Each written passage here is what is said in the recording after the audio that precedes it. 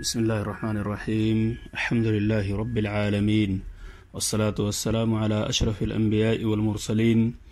نبینا محمد وعلی آلہ وصحبہ اجمعین اما بعد السلام علیکم ورحمۃ اللہ وبرکاتہ۔ معزز سامعین کرام، اربعین نوویہ کی 36ویں حدیث، اس کا ترجمہ آج کے اس درس میں آپ سماعت فرمائیں گے، اور آنے والی دوسری قسط میں اس حدیث سے مستنبط چند فوائد و احکام کا تذکرہ کیا جائے گا۔ تو لیجئے حدیث سماعت فرمائیے۔ عن ابی ہریرہ رضی اللہ عنہ عن النبی صلی اللہ علیہ وسلم قال: من نفس عن مؤمن كربة من كرب الدنيا نفس الله عنه كربة من كرب يوم القيامة ومن يسر على معسر يسر الله عليه في الدنيا والآخرة ومن ستر مسلما ستره الله في الدنيا والآخرة والله في عون العبد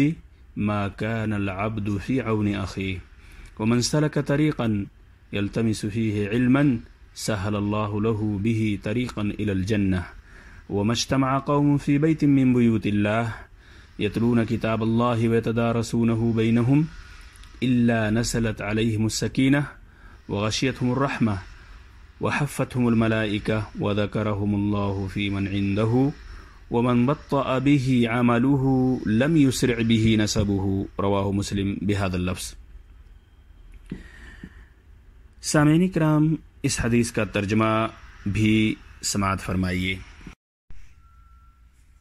ابو ہریرہ رضی اللہ عنہ سے روایت ہے کہ نبی اکرم صلی اللہ علیہ وسلم نے ارشاد فرمایا: جس نے کسی مومن کی دنیا کی پریشانی میں کوئی پریشانی دور کر دی، اللہ تعالی بروز قیامت اس کی پریشانیوں میں سے ایک پریشانی دور کرے گا۔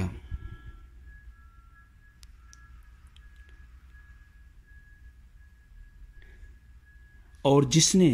کسی تنگ دست پر آسانی کی، اللہ تعالی اس پر دنیا و آخرت میں آسانی کرے گا۔ اور جس نے کسی مسلمان کی عیب پوشی کی، اللہ تعالیٰ دنیا و آخرت میں اس کی عیب پوشی فرمائے گا۔ اللہ تعالیٰ بندے کی مدد میں ہوتا ہے جب تک بندہ اپنے بھائی کی مدد میں ہوتا ہے، اور جو علم کی تلاش میں کسی راستے پر چلا، اللہ تعالیٰ اس کے لیے جنت کی راہ آسان کر دیتا ہے۔ اور جب کوئی قوم اللہ کے کسی ایک گھر میں اکٹھا ہوتی ہے، اللہ کی کتاب کی تلاوت کرتی ہے اور اسے آپس میں پڑھاتی ہے، تو ان پر سکینت کا نزول ہوتا ہے، ان کو اللہ کی رحمت ڈھانپ لیتی ہے اور فرشتے انہیں گھیر لیتے ہیں، اور اللہ اپنے پاس موجود فرشتوں میں ان کا ذکر کرتا ہے، جیسا کہ اس حدیث کے آخری حصے میں موجود ہے: وَذَكَرَهُمُ اللَّهُ فِي مَنْ عِنْدَهُ،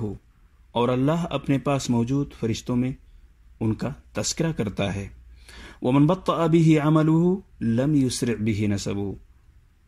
اور جس کا عمل اسے پیچھے کر دے، اس کا نسب اسے آگے نہیں لے جا سکتا ہے۔ سامعین کرام، یہ حدیث ان الفاظ کے ساتھ امام مسلم نے اسے روایت کیا ہے۔ رمضان کے اس مبارک مہینے میں اللہ تعالیٰ کی ذات سے امید ہے کہ ہم سب مل کر شریعت اسلامیہ کے طور طریقے، اصول و ضوابط کو اپناتے ہوئے اپنی زندگی میں اسے عملی جامہ پہنائیں گے، اور یہ نہیں کہ رمضان ہی کے مہینے میں بلکہ تمام مہینوں کا مالک وہی ہے۔ اللہ تبارک تعالی ہم سب کو اس مہینے میں زیادہ سے زیادہ عبادت کرنے کی توفیق عطا فرمائے، آمین۔ السلام علیکم ورحمۃ اللہ وبرکاتہ۔